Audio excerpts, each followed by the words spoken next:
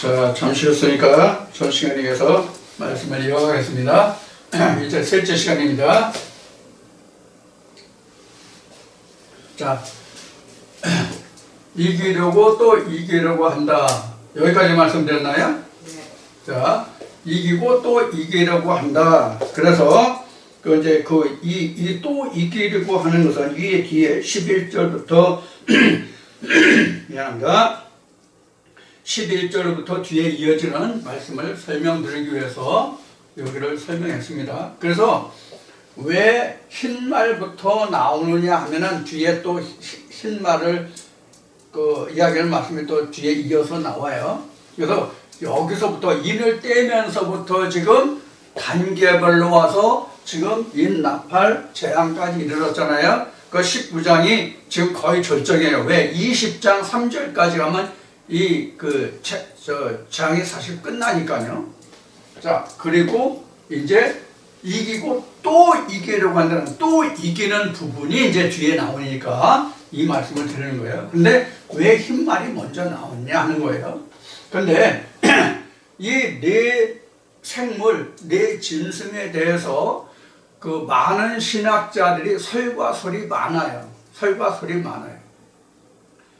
많다는 것을 한 가지 예를 들면 흰말도 흰말의 성질에 따라서 다르다. 그런 이야기들을 많이 해요. 이게 무슨 얘기냐면 앞에 물이라는 얘기를 했잖아요. 근데 물도 어떤 물이냐 하는 것을 말씀드렸죠. 여기 지금 지워졌지만 이거 지금 해서 물도 어떤 물이냐 하는 얘기를 했잖아요. 그래서 흰말도 어떤 흰말이냐 하는 거예요. 여기서 우리가 표면적과 이면적이라는 로마서에 바울이 증가한 그 말을 여기도 우리가 인용을 해볼 수 있어요. 그래서 흰말이라 할지라도 표면적인 흰말이냐 이면적인 흰말이냐 하는 거예요. 성경에서 흰말이라는 것은 지금 19장 이후에 나오는 19장 지금 11절부터 나오는 그 말씀에 흰말이 어떤 의미다 하는 것이 이제 다시 나오겠지만 흰말은 바로 예수 그리스도를 의미하는 거예요. 그러면 세상적으로 얘기하면 신학적으로 말하면 세상적으로 말하면 예수를 말하고 하나님을 말하고 이런 모든 것을 말하는 사람들이 다 흰말이다, 흰옷을 입었다 이렇게 말할 수가 있겠죠. 표면적으로 보았을 때. 그러나 이면적으로 보았을 때는 흰말이 둘이 있을 수가 없어요. 하나 외에 다른 흰말이 있을 수가 없어요. 성경으로 보면. 표면적으로 보면 흰말이 많아요. 표면적으로 보면 흰말이 많은데 이면적으로 들어가면 흰말은 하나뿐이 없단 말이에요. 예수 그리스도 하나님 흰말이 이건 하나뿐이 없단 말이에요. 그래서 먼저 인을 떼니까 우리에게 필요한 것이 뭐냐면 흰말이 무엇이 흰말이냐 하는 거예요. 무엇이 흰말이냐 하는 거예요. 흰말이라고 하는 것은 예수 그리스도도 흰말이고요. 하나님의 아들로 온전히 지어진 자도 흰말이에요. 그러면 지어진 예수도 흰말이고 본래 예수도 성경이 말하는 성경 속에 들어있는 예수도 흰말이면 누가 누구를 탑니까? 예수가 우리를 탑니까? 우리가 예수를 탑니까? 아니면 둘 다 서로 주고받습니까? 어느 쪽일 것 같습니까? 자, 우리는 이 말씀을 이해하기 위해서 어떤 말씀을 우리가 인용할 수 있냐면 아시아 7교회에 편지한 것과 복음서를 우리가 기억해 볼 필요가 있습니다. 아버지가 내 안에, 내가 아버지 안에, 내가 너희 안에. 내가 내게로 들어가면 나와 함께 더불어 먹고 마신다. 이 말씀을 우리가 상고해 볼 필요가 있죠. 왜냐하면 누가 누구를 타는가 하는 거예요. 즉 누가 누구를 타는가 하는 문제는 누가 누구를 의지해서 싸우는가 하는 거예요. 즉 재앙들과 누가 누구를 의지해서 싸우는 거야 하는 거예요. 나는 예수를 말로 해서 싸우고 예수는 나를 말로 해서 싸우는 거예요. 그럼 예수는 나를 말로 해서 싸운다는 의미가 뭐냐면 대언의 영이에요. 사도행전으로 말하면 히브리서 말로 하면 하나님의 말씀을 맡은 자들이에요. 사도 바울이 증거한 것은 하나님의 말씀의 동역자들이에요. 하나님의 말씀의 동역자들은 지금 말씀드린 바와 같이 표면적, 이면적 다 있어요. 그럼 사도 바울이 말한 하나님의 말씀의 동역자들이라는 것은 하나님의 사도들을 말하는 거잖아요. 그럼 하나님의 사도들이 무엇을 의지해서 하나님의 말씀의 동역자가 됐습니까? 예수를 의지해서 이 말의 뜻이 흰 말을 탔다 그런 의미란 말이에요. 흰 옷을 입었다, 세마포를 입었다 그런 뜻이란 말이에요. 뒤에 설명 나와요. 이제 미리 말씀을 드리는 거예요. 그래서 실제 탔다고 하는 것은 우리가 전쟁을 할 때 계시록 9장에서 황충을 말할 때 그 전쟁을 해서 예비한 말 같다 이렇게 나왔잖아요. 그래서 지금 여기서 말하는 말이라는 것은 실제로 물리적인 생물학적인 그런 말을 의미하는 것이 아니라 여기서는 그 말이라는 것에 어떤 색을 가진, 즉 어떤 말씀의 형태를 가진 말씀으로 그가 하나님을 증거하고 있느냐 하는 거예요. 그러면 성경에서 희다라는 얘기는 무슨 의미예요? 성경에서 희다라는 의미는 무슨 의미예요? 험과 티가 없다 이 뜻이란 말이에요. 험과 티가 없다가 희다예요. 험과 티가 없다. 구약 때 하나님께 희생제를 드릴 때 험 있는 것을 드리라고 돼 있어요? 안 돼 있어요? 안 돼 있잖아요. 험이 없는 것으로 하나님께 드리게 돼 있잖아요. 그게 바로 희다는 거예요. 실제 색깔이 희다는 뜻이 아니에요. 그래서 험과 티가 없는 것이 흰 말이에요. 지금 많은 신학자들이 계시록 6장에서 나오는 흰말과 계시록 19장에서 나오는 흰말을 혼돈하고 서로 다른 것으로 보는 이유가 바로 여기 있어요. 물론 지금 말씀드리는 것과 같이 표면적으로 보면 세상의 모든 말들이 다 흰말이에요. 흰말이에요. 그러나 성경으로 들어가면 내면으로 이면으로 들어가면 흰말은 하나뿐이 없단 말이에요. 그런데 여기서 중요한 것은 뭐냐면 계시록 6장에서 이기고 또 이기려고 한다고 증거하고 있죠. 이기고 또 이기려고 한다고 증거하고 있죠. 자, 이것도 표면적과 이면적으로 보자고요. 가짜 흰말이, 표면적인 흰말이 진짜 이길 수 있습니까?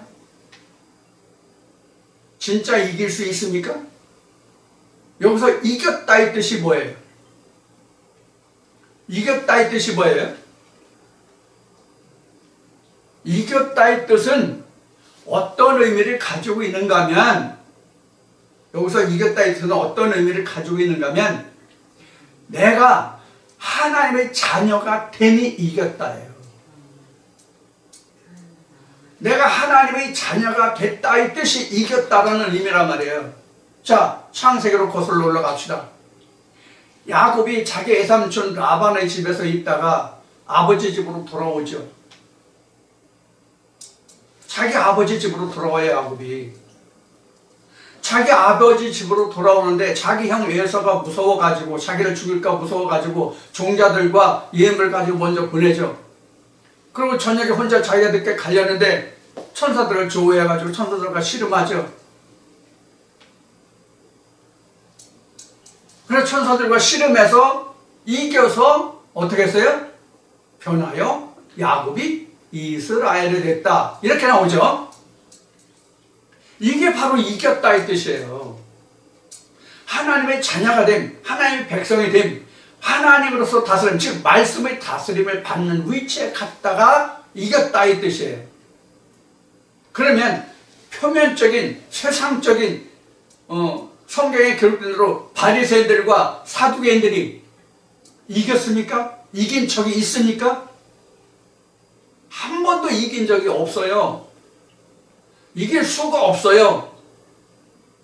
표면적으로는 그들이 하나님의 백성이요, 하나님의 자녀요, 그들보다 더 하나님을 아는 자가 없는 것 같지만 요한복음 9장에 예수님이 기록하신, 증거하신, 말씀하신 대로 너희 죄가 그대로 있도다. 너희들은 하나님과 예수를, 나를 너희가 본다 안다 하지만 내가 안다 하는 그것이 너에게 죄가 됐다, 죽었다, 이렇게 설명하고 있잖아요. 그런데 이겼어요? 신학자들이 이겼습니까? 이긴 적이 있습니까? 성경에서? 엘리야 때 갈멜산으로 가볼까요? 바알의 선자들이 이겼습니까? 이긴 것이 있어야 그 다음에 또 이길 것이 있죠. 이긴 것이 없는데, 이길 수조차 없는 상태인데 그들이 이기고 그 다음에 또 이기려고 한다?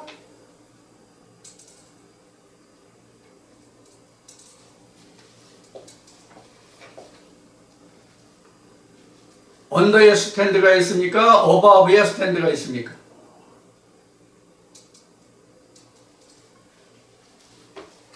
그러고 보면 영어가 참 재미있는 표현이네. 언더에 등이 있어야 되죠, 그래요? 위에 등이 있는 건 밑에 어두운 데를 밝히지 못하잖아요, 그렇죠? 그래서 언더스탠드, 어바브 스탠드라는 말이 있는지 모르겠는데 우리가 이해하다가 영어로 언더스탠드잖아요. 자, 그런 의미는 좀 우스갯소리를 좀 했어요. 그래서 계시록 6장에서 맨 먼저 인을 떼니까 흰말이 나왔다고 하는 것은, 흰말이 맨 먼저 나온 것은 하나님의 생명의 성령의 말씀이 임해야만 다른 말들의 종류가 보인다고요. 즉 다른 말씀들이 보인다고요. 즉 적그리스도가 보인다, 그런 얘기예요. 다시 말씀드려요. 하나님의 생명의 성령의 법이 내게 이르러야만, 사도 바울이 로마서 7장과 8장에서 기록한 대로 생명의 성령의 법이 내게 이르러야만 무엇이 사망의 법인지를 안다고요. 그래서 흰날이 맨 먼저 등장한 거예요. 하나님의 생명의 말씀이 인이 떼졌다고 하는 것은, 인이 열렸다고 하는 것은 생명의 성령의 말씀이 내게 있기 때문에 이상으로 세상의 종교계를 들여다볼 수 있는 눈이 열렸다 이 뜻이란 말이에요. 그렇지 않으면 다 흰말이잖아요. 다 흰말이라고 하는 것은 다 하나님의 말씀으로 사역하는 자예요. 하나님의 종이요, 천국 보내주는 자예요.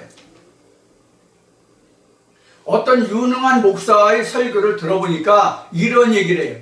성경을 다 알아야만, 이것을 뭐 꼭 이렇게까지 알아야만 천국을 가는 것은 아니다. 이런 개뚱딴지 같은 얘기가 어디 있어요. 앞 시간에도 말했지만 예수님이 뭐라고 말씀하셨어요? 지난주에 여러분들과 나눈 말씀에서 하나님을 아는 지식에서 성경은 어떻게 증거하고 있어요? 하나님을 아는 지식이 없으면 천국에 갈 수가 없어요.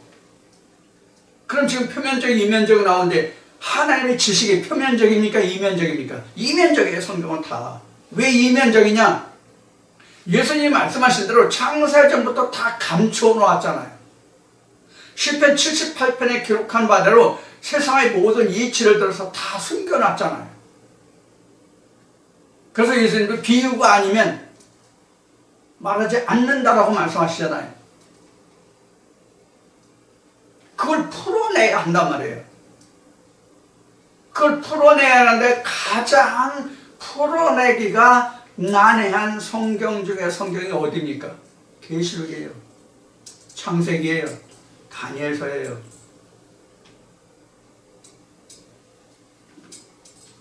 여러분들도 다 신학을 하신 분들은 주지하는 사실이지만 성경에 그렇게 능하다는 칼빈도 요한계시록은 주석을 못했다고 하잖아요.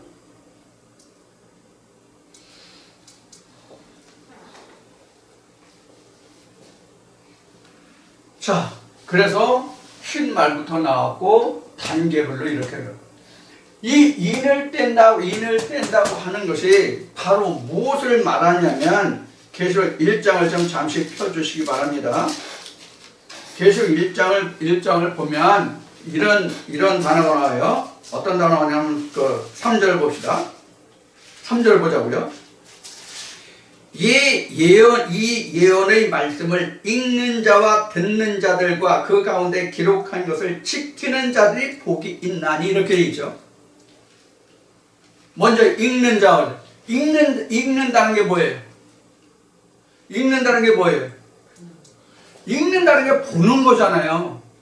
인을 떼는 거잖아요. 인을 떼야 보죠. 인 떼지 않고 봉해져 있는 것을 읽을 수 있어요? 봉해져 있는 것을 읽을 수 있냐고요. 그래서 봉해진 것이 열리는데 봉해진 것을 열리는 것을 계시록 5장에서는 누가 이걸 열었다고 되어 있어요? 다윗의 뿌리가. 다윗의 뿌리가 흰 말이란 말이에요. 다윗의 뿌리가 예수 흰 말이란 말이에요. 로마서 1장의 증거같이 성결의 용어로는 예수가 하나님의 아들로, 그래서 인을 떼는 이가 다윗의 뿌리 예수라고 그래요. 그 첫 번째 인을 누가 뗐어요? 예수가 뗐잖아요. 그래서 예수의 영이 이기고 또 이기고란 말이에요. 인을 뗄 수 있는 것도 이미 이긴 거잖아요.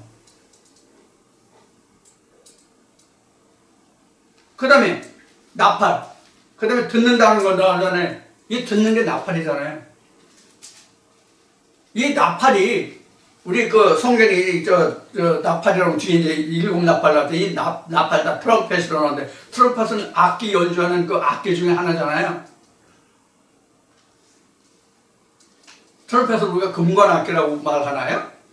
자, 그래서 나팔이 없이는 들을 수가 없잖아요.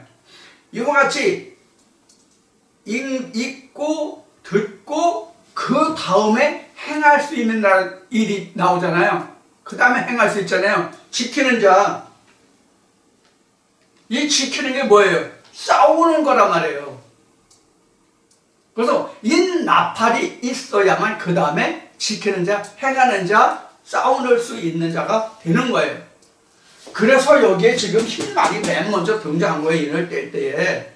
다윗의 뿌리가 인을 떼니까 흰 말이 먼저 온 거죠. 그런데 이것을 일반 신학에서는 무슨 말로 봐요? 적그리스도로 보고 있단 말이에요.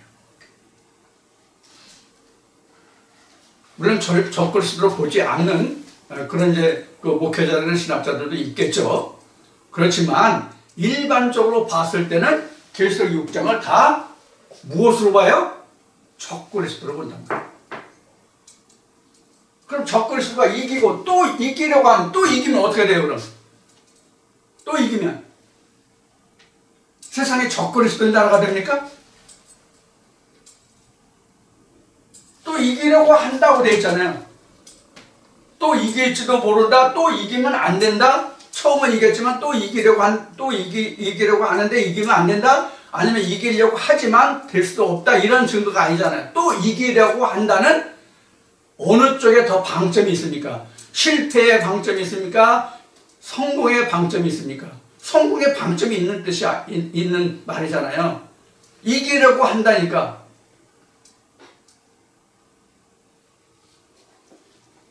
여러분들 이것을 그래서 잘 우리가 말씀을 이해하실 필요가 있다고 그런 얘기예요. 여러분들 중에 이 동영상을 들으시는 분들 중에 어떠한 많은 유능한 목사님들의 말씀을 참고하고 그 말씀을 비교해 보는지 모르겠지만 이런 것들을 여러분들이 염두에 두시고 그런 말씀들을 들으실지라도 참고해서 버릴 거 버리고 취할 거 취하고 하시기를 바라는 마음에서 이런 말씀을 드리는 거예요. 이것이 분별되지 않으면 그냥 죽어요. 그냥 죽는다고요. 내 영이 살지 못한다고요. 예수님이 말씀하신 대로 죽을 영은 살리고 살릴 영은 죽게 만드는 것이란 말이에요. 이것을 바벨론, 음녀, 요황 이렇게 표현한 거예요. 그들도 많은 물을 깔고 앉았다고 17장, 18장에서 음녀와 여왕을 통해서 말하잖아요. 심지어 나는 바보가 아니라고, 나는 남편 있는 자라고, 그래서 나는 수치를 안 당한다고 이런 말을 하고 있잖아요. 그들이. 나는 과부가 아니라는 얘기는 내가 왜 하나님이 없냐 이 뜻이에요. 내게 왜 하나님이 없느냐. 이만한 나라들과 임금들과 방언들과 족속들과 많은 보화들이 있는데 내가 왜 과부라고 하느냐. 나한테 이런 것을 주는 남편이 있지 않느냐 그런 뜻이거든요. 그런 신이 있지 않느냐. 호세아를 통해서 말씀하신 것 같이 내게 본 남편이 있다 그런 얘기예요. 근데 요한복음 4장에서 예수님과 사마리아 인간에 말씀하신 것이 야, 네 남편 데려와 하니까 나 남편 없어요. 그래, 네가 남편 없다는 말이 맞다. 지금 네가 함께 사는 그 남편도 네 남편이 아니야. 이런 말이 된단 말이에요. 남편이라는 것은 실제 남편을 얘기하는 게 아니라 호세에 지금 말씀드렸죠. 호세 4장인가 나온 말씀같이 남편은 하나님이란 말이에요. 에레미야서도 그 말씀은 내가 너에게 남편이 되었어도 이렇게 나온단 말이에요. 말씀이 호세아도 나오고요.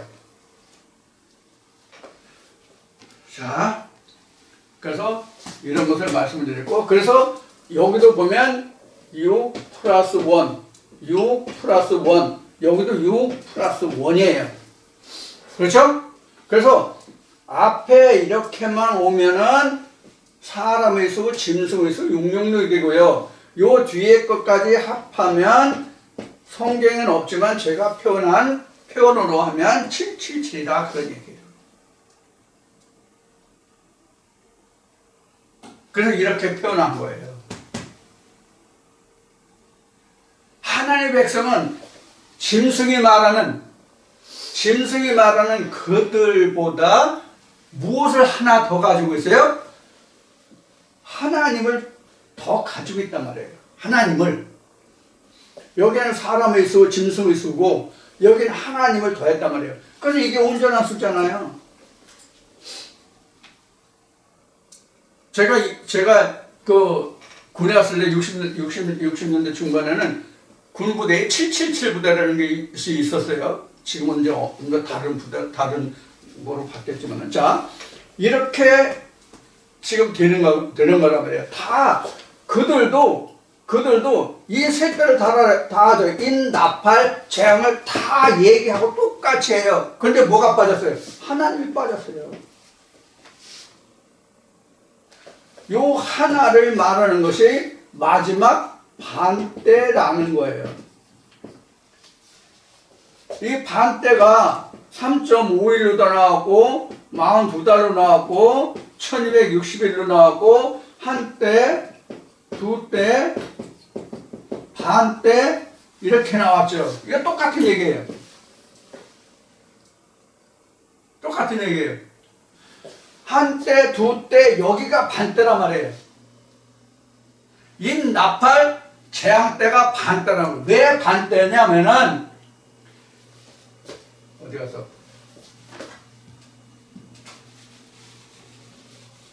왜 반때가 있냐면 여기에 플러스 뭐가 있어요? 사락스가 있잖아요.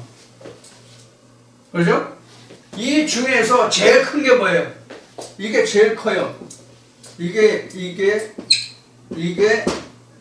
이렇게 됐어요. 대중소의 크기로 말한다면. 근데 실제 크기는 뭐예요? 실제 크기는 이렇게 되죠. 실제 크기는, 그죠? 실상의 크기는 이렇게 되고 세상적인 크기는 이렇게 되고, 세상적인 크기는 사락스가 크고 소음하고 그 다음 표현이 뭐예요? 야, 하나님 없으면 못 사냐? 하나님 없으면 못 사냐? 하나님이 밥 먹여주냐? 이게 지금 세상적으로 봐서는 대성소이래요. 근데 성경으로 봐서는, 하나님으로 봐서는 이건 썩고 멸망할 거예요. 그 이거 영원히 있는 거예요. 죽지 않고 영원히 있는 거예요. 그러니까 대중소예요. 이렇게 되는 거라 내 뜻과 내 뜻이 다른 게 바로 이런 의미예요. 근데 지금 우리가 이러한 성경이 이러한 관계로 정립이 돼야 되는데, 실제 우리가 신학을 바탕으로 하면 영이 크다고 하면서 그들이 주장하는 바는 뭐가 커요? 세상을 복받고 잘 산다. 그러고 나중에 천국을 얻는다. 이렇게 되잖아요. 그리고 또 많은 신학자들이 앞 시간에도 얘기했지만 천국은 임하는 것임에도 불구하고, 성경이 분명히 그렇게 증거되어 있음에도 불구하고 내가 천국에 가는 것으로 그렇게 설명하고 있단 말이에요. 천국을 우리가 가는 것으로 한다면 요한복음 14장에서 17장까지 예수님이 제자들과 함께 나눈 고별 강화, 만찬 때에 나눈 그 고별 강화가 전혀 맞질 않아요. 틀려요. 예수님은 뭐라고 말씀하셨어요? 내 아버지 쉴 곳이 많다. 내가 가서 예배할 곳을 마련하고 내가 너희한테 다시 와서 아버지 있는 곳에, 즉 내가 있는 곳에 너희들을 데려갈게. 이 말씀이 아까 21장에서 봤던 계시록 앞 시간에 계시록 21장에서 봤던 말씀이에요. 하늘에 있는 하나님의 성 예루살렘이 땅에 내려와서 사람과 함께 거한다. 자, 요런 것을 이제 다시 한번 정리를 해서 여러분들에게 좀 도표로 일목요연하게 보여주겠다 하는 거예요. 이것을 다시 설명드리겠다는 거예요. 요한계시록이 끝나든지 아니면 중간에 하든지 간에 이것은 여러분들에게 반드시 해드릴 겁니다. 요한계시록이 끝나고서라도 이거는 해드릴 겁니다. 그러면 여러분들이 요한계시록을 어느 정도 아마 정리하실 수 있을 거예요. 자, 이렇게 되는데 다시 여기로 와서 왔다는 얘기는 뭐냐면 이런 얘기입니다.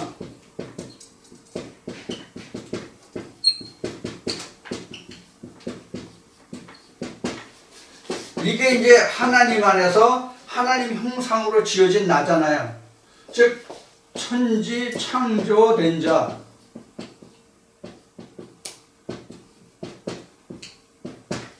천지 창조된 자란 말이에요. 나라는 것이 이렇게 되면. 그런데 요거는 앞에 말씀을 드렸듯이 창세기 3장 19절로 온 대로 그냥 땅으로 가고, 이것도 땅으로 갈 건데 표뉴마를 입었기 때문에 이게 지워지고 하늘로 가는 존재가 된단 말이에요.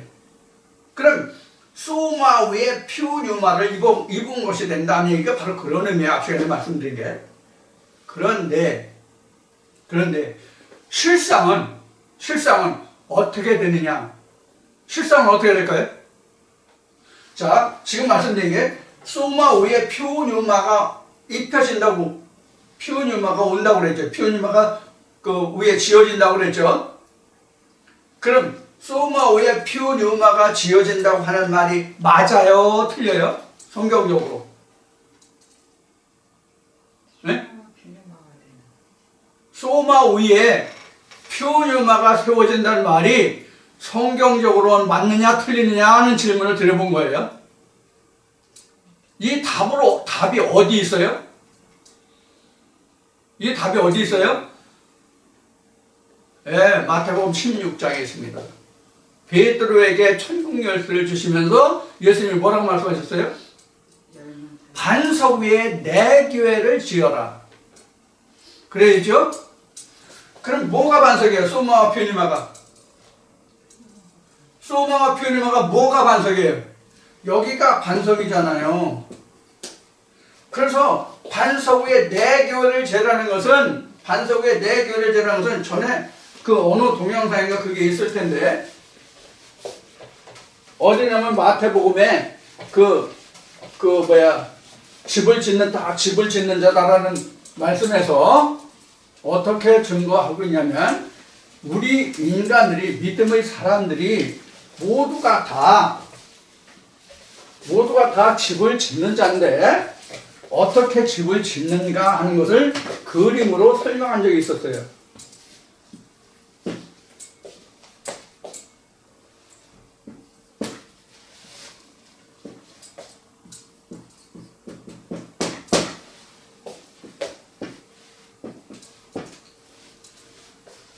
자, 이런 집이 있고 똑같은 집이에요. 똑같은 집을 졌어요. 어느 게 맞아요? 이게 맞죠? 반석 위의 집이죠. 여기는요, 나 위의 집이죠. 이 집이라는 게 뭐예요? 즉 성전, 지성소를 의미하는 거죠. 이것도 마찬가지죠. 그럼 뭐가 맞아요? 이걸 1번이라고 그러고 이걸 2번이라고 한다면 어느 게 맞아요? 2번이 맞죠? 이건 틀리죠? 근데 우리 어떻게 생각해요? 이렇게 하려고 하잖아요. 이렇게 내 위에 예수 그리스도의 집을 지으려고 그러잖아요. 그래서 성경적으로 이게 맞느냐 하는 거예요. 성경이 이게 맞느냐고요.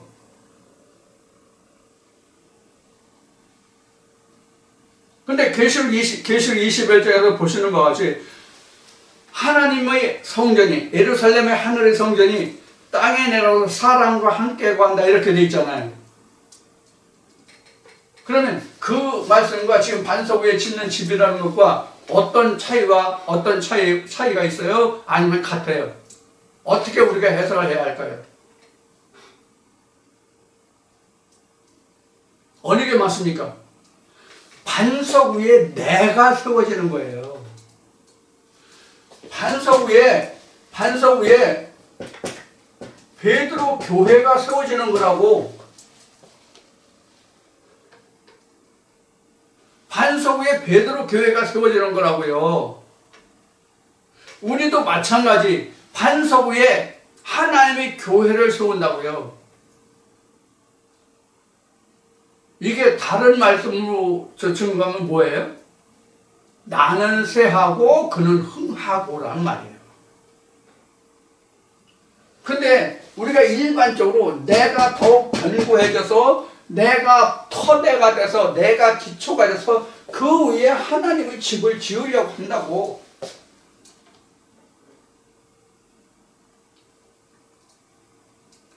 이게 지금 여기서 설명하고 있는 말씀들이에요. 이것이 직설적으로는 그렇게 안 돼 있지만 글자로는 그렇게 문자로는 그렇게 써져 있지 않지만 지금 우리가 이러한 바탕으로 우리가 하나님의 교회를 세우고 구원에 이르고 하나님의 자녀가 되고 영생에 이른다 이렇게 생각하고 있단 말이에요. 그런데 문제는 뭘 얘기하려고 하냐면 이런 거예요.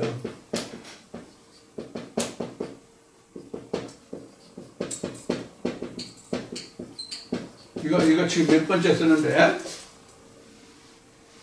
이건 지금 말씀드렸듯이 이건 지워질 거니까 우리 일단은 이렇게 합시다. 요것만 나눈다고 보자고요.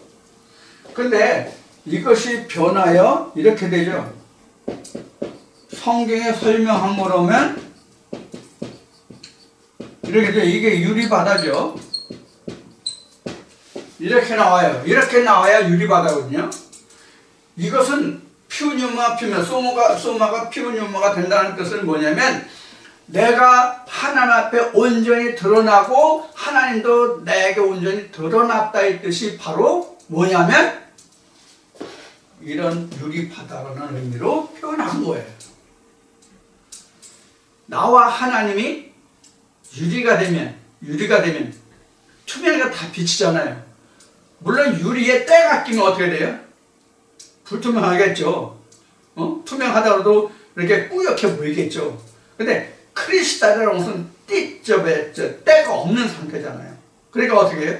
다 처음부터 끝까지 끝에서 시작까지 다 관통해서 다 통과해서 투명하게 보이잖아요. 그게 이제 그래서 유리 바다란 말이에요. 그런데 우리는 어떤 흔적이 있어요?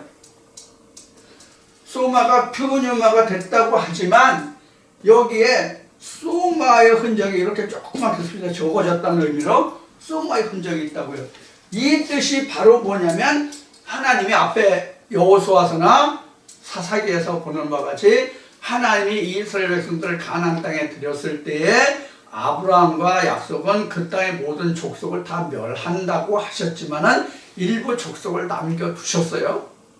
일부 족속을 남겨두고 이스라엘 백성들이 하나님께 어떻게 청종하는지, 하나님 어떻게 청종하는지 그 여부를 보려 하셨다는 말씀이 분명히 기록돼요. 그 부분이 바로 요런 부분이란 말이에요. 그래서 요러한 뭐가 된다? 하나님 아들 예수가 되기 때문에 첫 시간 시작으로 다시 돌아가서 우리는 성경이 말하는 그러한 예수는 될 수가 없다는 얘기예요. 즉 예수님이 말씀하신 창세전에 아버지와 함께 했던 그러한 예수는 될 수 없다 그 얘기예요. 그래서 이 부분은 오늘 이제 몇 번 얘기하지만 이거는 창조된 예수 즉 하나님의 아들이다 그런 얘기예요.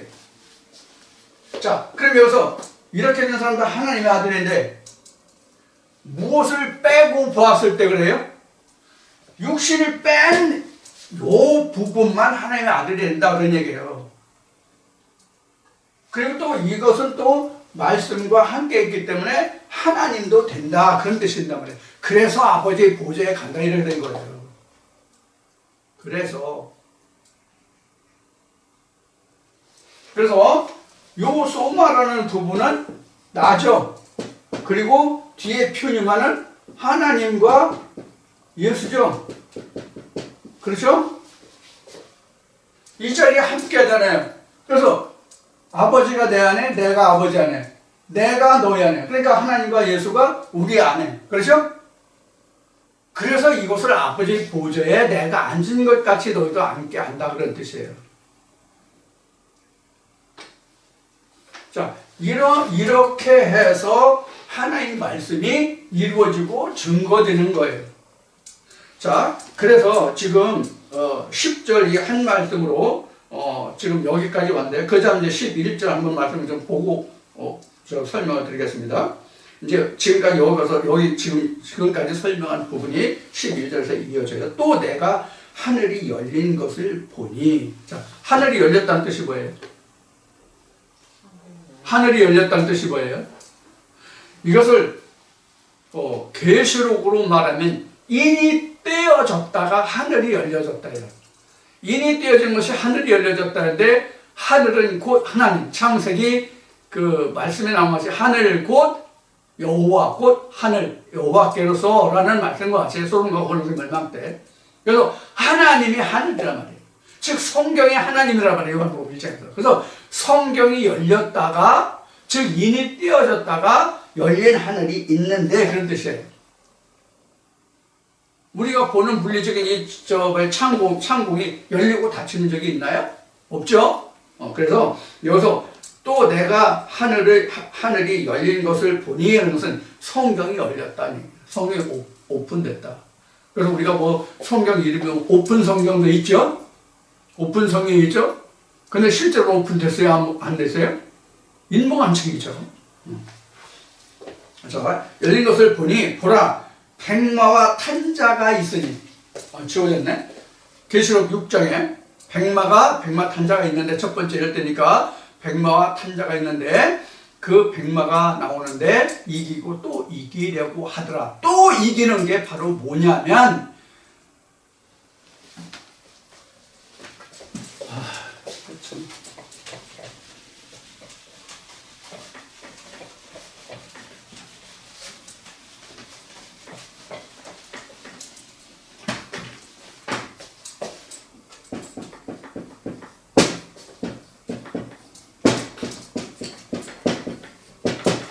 이렇게 됐다면 이기고 또 이긴다고 한다면 요 첫 번째 이긴 것은 이런 뜻이에요. 이런 뜻이에요. 또 이긴다면 뭐예요? 둘째 부활이죠. 그렇죠? 근데 이기려고 한다죠. 실상은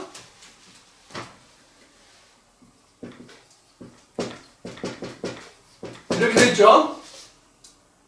이렇게 돼 있어요. 그럼 이건 무슨 뜻이에요? 여기 진행형이죠. 여기는 이겼으니까 이건 뭐예요? 완료형이죠.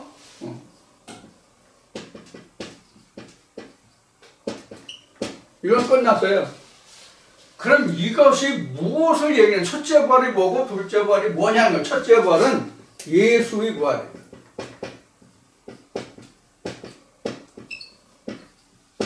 둘째 부활은 나 각자의 부활이에요.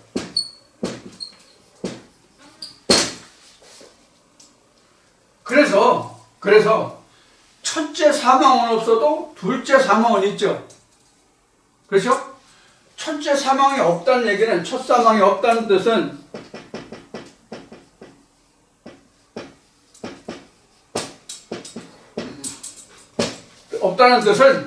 예수는 절대로 죽지 않는다 이 뜻이에요. 그는 영원히 살아요. 그래서 성경에 요한계시록도 증거한 게 뭐예요? 시방도 계시고 장차 오시리 곧 전에 계십니다. 이렇게 해야죠. 그렇죠? 근데 이 예수는 항상 있어요. 이것을 시대를 얘기하는 거거든요. 과거, 현재, 미래를 얘기하는 거거든요. 그래서 창세 전부터 계신 예수가 창세 후에 나와 함께 했다가 장차도 계실 분, 영원히 계신 분, 그런 뜻으로 설명이 되고 있는 부분이에요. 그래서 둘째 부활이라는 것은 곧 내가 죽는 거기 때문에, 각자 사람이 죽는 거기 때문에 이 둘째 부활을 뒀는데 둘째 부활이라고 하지 않고 둘째 사망으로 둔 거예요. 그래서 부활 못할 자도 있으니까. 그런데 예수가 첫째 부활을 했기 때문에 여기서 흰말이 먼저 왔다고 기록하고 있는 거예요. 계시록 6장에서. 자, 그 관계를 여러분들이 꼭 이해를 하시고, 그래서 보라, 백마와 탄자가 있으니 그 이름은 충신과 진실이라.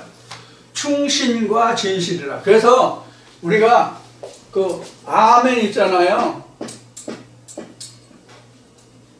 아멘이라는 뜻이 영어 아멘이 아니에요. 이게 진실이라는 뜻이란 말이에요. 이게 진실, 참, 그런 뜻이란 말이에요.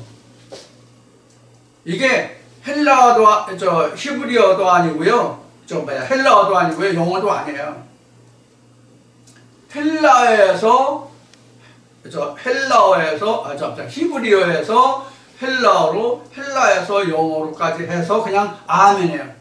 근데 영어까지 아멘이 아니라 이 아멘은 세계 공통적으로 언어권에 상관없이 쓰는 말이 바로 아멘이에요. 그 시작은 히브리어에 있어요.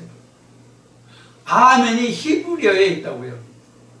이 아멘이라는 뜻은 영어로 얘기하면 실제로는 어떻게 번역이 되면 트루스, 진실, 참이에요.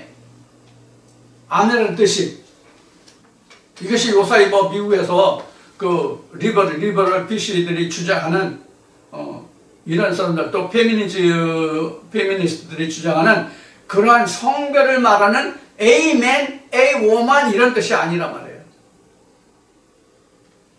세상이 참 요지경이 되다 보니까 이런 것이 좀 오해되고 곡해되고, 예수님이 말씀하시는 것 같이 너희가 하나님도 성경도 알지 못해서 오해했도다라는 말과 같이 바로 그런 결과를 지금 가져오고 있죠. 그래서 예수라는 그 자체가, 흰말이라는 그 자체가 충신과 진실이에요. 자, 그러고 설명하고 있고, 그 이름은 충신과 진실인데 그가 공의로 심판하며 싸우니라. 공의로 심판하며 싸우더라 이렇게 돼요. 그럼 공의가 뭐예요? 공의가 뭐가 공의예요? 하나님의 의예요. 요한복음에서 의에 대해서, 죄에 대해서, 심판에 대해서 나오죠? 그렇죠? 그 의가 뭐예요? 하나님을 믿음, 아버지께로 갈 수 있는 것이 의다 이렇게 나오죠. 그게 공의예요. 즉 하나님께로, 말씀으로 하나로 돌아갈 수 있는 그 자체가 의예요. 공의라는 것은 누구에게나 똑같이 적용되는 법이다 이렇게도 말할 수 있죠. 누구에게는 적용이 되고 누구에게는 적용이 안 되고가 아니라 누구든지 그렇게 돼야만 아버지께로 갈 수 있다. 그게 공의죠. 자, 그래서 이제 공의를 우리가 이제 그렇게 이해하시면 되고, 공의로 심판하며 싸우더라. 그러니까 무턱대고 싸우는 게 아니라 하나님의 의로 싸우더라. 전쟁하더라. 심판하더라. 판결하더라. 분별하더라. 이것이 바로 뭐냐면 지금 백마탄자예요. 근데 앞에 말씀드렸듯이 백마를 탔다는 것은 우리 인간으로 보면 예수고, 예수의 말씀을 증거하는 그 영으로 보면, 예수 그리스도를 증거하는 영으로 보면 그 예수가 우리를 부리는 거고, 우리가 말씀을 의지해서만 하나님의 말씀을 받은 자들이 예수를 말로 쓰는 거고, 그런 거예요. 자, 그 눈이 불꽃 같고 머리에 많은 면류관이 있고 또 이름 쓴 것 하나가 있으니 자기밖에 아는 자가 없고, 또 그가 피 뿌린 옷을 입었는데 그 이름은 하나님이 말씀이라. 그러니까 우리가 의의 옷을 입었다, 하나님의 의를 입었다는 것은 바로 말씀을 입었다 이 뜻이에요. 실제 옷이 아니에요. 목사들이 목사 가운을 입었다고 해서 여기 있는 말씀과 같이 피 뿌린 옷을 입었다는 게 아니에요. 인친 옷을 입었다는 뜻이 아니란 말이에요. 하나님의 말씀이 뿌의 옷이란 말이에요. 하나님의 말씀이 성령의 검으로도 나오고 옷으로도 나와요. 근데 옷이 겉옷과 속옷이 있잖아요. 그런데 예수님이 요한복음 말씀에 보면 군병들이 제비 뽑는데 겉옷과 호지 않은 속옷을 제비 뽑았다는 말씀이 나오죠. 근데 속옷은 찢지 아니하고, 그렇죠? 그런 말씀이 나오죠. 그것이 바로 예수님은 보이는 옷을 입었지만 제사장 아론도 그 겉옷 히마티온과 속옷 고의를 입었지만, 이키트를 입었지만, 자, 그것이 아니라 실제로는 하나님의 말씀이 옷이 된다 이렇게 나와 있죠. 그래서 그 이름은 하나님의 말씀이라 칭하더라 이렇게 나왔죠. 자, 그리고 피 뿌린 옷을 입었는데 이 피는 예수 그리스도의 피예요. 생명의 피란 말이에요. 이 피가 설명되는 것이, 가장 먼저 피에 대해서 설명되는 것이 어디예요? 노아의 홍수 심판 후에 고기를 사람에게 먹거리로 주면서 하나님이 말씀하시기를 피채 먹지 말라. 그 피는 짐승의 뭐다? 육신을 가진 자들이 뭐다? 생명이 됨이라. 이렇게 증거하고 있죠. 그 피가, 그래서 예수님이 제자들과 만찬을 할 때에 포도주를 놓고 이는 내 피다 이렇게 나왔죠. 뒤에 보면, 그래서 29장 뒤에 이제 보면 그 예수의 피에 두루마기를 빠는 자가 복이 있다라는 말씀이 나오는데 그 피가 바로 말씀이죠. 여기 나온 말씀, 여기 지금 증거되어 있죠. 그 옷이 말씀이라고 나와 있죠. 이 말씀이 곧 옷이 되고 물이 되고 바로 그런 거예요. 그래서 어떤 옷을 입었냐는 거예요. 앞에 보면 17장 18장에 보면 뭐가 나왔죠? 진노의 포도주가 나왔죠. 진노의 포도주는 예수가 주는 포도주와 비교한다면 어떻게 되는 거예요? 진노의 포도주는 죽이는 포도주요. 예수가 주는 포도주는 살리는 포도주, 생명의 포도주, 피의 포도주잖아요. 근데 우리가 일반적으로 모든 목회자들이 다 포도주를 나눠준다고 볼 수 있죠. 그렇죠? 근데 바벨론 왕이 주는 포도주, 짐승이 주는 그 붉은 용이 그 생기를 줘서 주는 포도주, 이게 바벨론 음력의 왕이 주는 포도주란 말이에요. 그래서 포도주에 취했다. 진노의 포도주에 취했다는 뜻이 바로 그런 의미란 말이에요. 자, 여기서도 이제 우리가 성경을 살펴서 설명을 한다고 한다면 이게 굉장히 많은 말씀들이 열거돼야 돼요. 그래서 포도가 이사야 5장에 기록된 말씀과 같이 극상품 포도도 있고 들포도도 있단 말이에요. 극상품의 포도도 있고 신포도도 있단 말이에요. 예수님이 요한복음 15장에서 말씀하신 바와 같이 예수에게 연결되지 않으면 좋은 포도를 맺을 수가 없단 말이에요. 좋은 포도를 맺지 못했다는 것은 실제 우리가 세상에서 그 포도원에서 농사 짓는 사람들이 어떤 그 포도주를 담기에 좋은, 건포도를 만들기에 좋은 극상품의 포도, 송이도 크고 알도 굵고 달기도 하고 그런 포도를 땄다는 얘기가 아니라 하나님의 생명의 말씀이 그 즙이 하나님의 생명의 물이 담겨져 있는 포도냐 아니냐 하는 거예요. 오히려 우리가 과일들을 보면 보기에 먹음직스럽고 창세기 말씀까지 보기에 먹음직스럽고 아름다워 보여도 맛이 없는 과일들이 있잖아요. 근데 별품이 없어 보여도 맛이 좋은 열매가 있잖아요. 마찬가지예요. 그래서 예수를 어떻게 표현했어요? 그 누구도 흠모할 만한 그 무엇이 아무것도 없는 자라고 성경은 기록하고 있잖아요. 예수를. 근데 그러한 예수가 사람이 보기에는 그러한 예수인데 하나님이 보시기에는 어떤 예수예요? 극상품의 포도란 말이에요. 자, 이런 면면을 우리가 살펴볼 필요가 있습니다. 그래서 그 하나님의 말씀이 그래서 이제 옷이에요. 자, 그래서 그 눈이 불꽃 같다고 돼 있는데 그 몇 절이야? 12절에 그 눈이 불꽃 같고 이렇게 들었어요. 그리고 많은 면류관이 있고 그런 얘기죠. 자, 불꽃 같다는 얘기는 무엇을 얘기하고 많은 면류관이 있다는 얘기는 무엇을 의미할까요? 불꽃 같다는 얘기는 뭘 말할까요? 투시와 예지를 의미하는 것이 불꽃 같다는 얘기예요. 눈이 어떤 역할을 합니까? 눈이 어떤 역할을 해요? 보는 것이죠. 눈은 보는 역할을 하는 거잖아요. 근데 불꽃 같다는 얘기는 우리가 중국 고전어 한문으로 표현하면 독서 백편 의자현이라는 말이 있죠.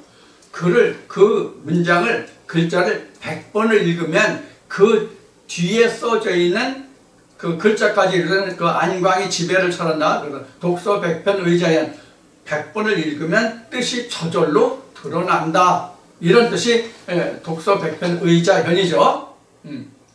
뜻의 스스로자 나타날 연, 그래서 나타난다, 드러난다 그런 뜻이에요. 100번 읽으면. 자, 그와 같이 눈은 본다는 의미이기 때문에 그 빛이 그렇다는 얘기예요. 그래서 예시한다, 투광한다 그런 의미를 가지고 있는 것이 바로 불꽃과 같다는 얘기고, 그 다음에 그 머리엔 많은 면류관이 있다 그래서요. 자, 면류관이 실제로 많을까요? 이 면류관은 뭘 뜻하는 것이죠? 자, 그러면 우리가 세상적으로 봤을 때 면류관을 언제 우리가 면류관을 봤죠? 어떤 경기나 어떤 시합이나 이런 경쟁을 통해서 최후의 마지막 받는 대가, 결과물, 상급이 면류관이죠. 그러니까 하나님께로부터 받을 상급들이 바로 면류관이라는 거예요. 그런데 이 면류관이라는 것도 앞에서 이미 설명했지만 이 면류관이라는 뜻이 두 가지가 나와요. 두 가지가 나와요. 스테파노와 디아데마라고서 두 가지가 나오는데 이것은 어떤 형식으로 만들었느냐에 따라서 정상적인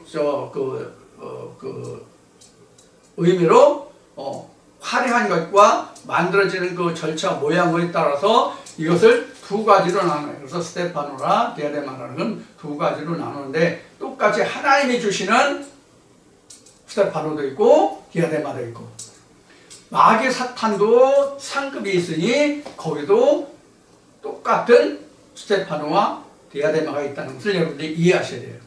자, 그래서 이것을 이해하려면 사도 바울이 고린도 교회에 편지한 고린도전서 15장을 보면 그 영광이라는 이름으로 별과 별들 하늘 땅에서 주는 그 영광, 그 다 나오죠. 그 영광에 보면은 여러 가지 설명이 나와요. 그것이 바로 스테파노와 디아데마에 해당하는 설명이에요. 그래서 이 상급에 관해서는 고린도전서 15장에 나와 있는 말씀과 함께 여러분들이 이 상급이 뭐인지를 여러분들이 잘 공부해 주시길 바랍니다. 또 이것을 다른 것으로 말하면 하나님이 우리에게 주시는 상급이 여러 가지로 많잖아요. 여러 가지 많은데 그 상급의 종류가 어디에 있어요? 고린도전서 같은 고린도전서 12장과 14장까지 이어지는 뭐예요? 은사론이에요. 그러면서 사도 바울이 뭐라고 준 거예요? 하나님이 주시는 상급이, 선물이 이것만이 아니다. 더 좋은 것을 바라라. 그러면 그것도 너에게 주시리라 이러죠. 그게 바로 무엇이냐면 지금 여기에서 기록한 말씀. 이것이 뒤에 가면 뭐로 나오냐면 하나님이 우리에게 주시는 이제 그 여러 가지 옷으로 나오는데 앞에도 설명됐지만 이게 세마포예요. 그 세마포가 하나님의 말씀이라는 거예요. 옷이. 자, 이제 이렇게 그 성경이 기록하고 있는 거죠. 자, 오늘 여러분들이 이제 2시간에 걸쳐서 말씀을 들으셨는데, 오늘 말씀이 여러분들의 심령에 하나님의 나라가 어떻게 정리되고 이루어지고 역사가 일어날지 저는 모릅니다. 여러분과 하나님이 아시겠죠. 자, 여하튼 각설하고 여러분들이 오늘 또 2시간 동안 나눈 이 말씀들을 통해서 보다 아름답고 보다 하나님이 기뻐하시는 하나님의 나라가 저와 여러분들의 마음속에 온전히 이루어질 수 있는 그런 말씀으로 역사되기를 기원합니다. 자, 그러면 한 주간도 잘 보내시고 다음 주에 다시 건강한 모습으로 만나 뵙기를 원하고 오늘은 여기서 마치겠습니다. 감사합니다.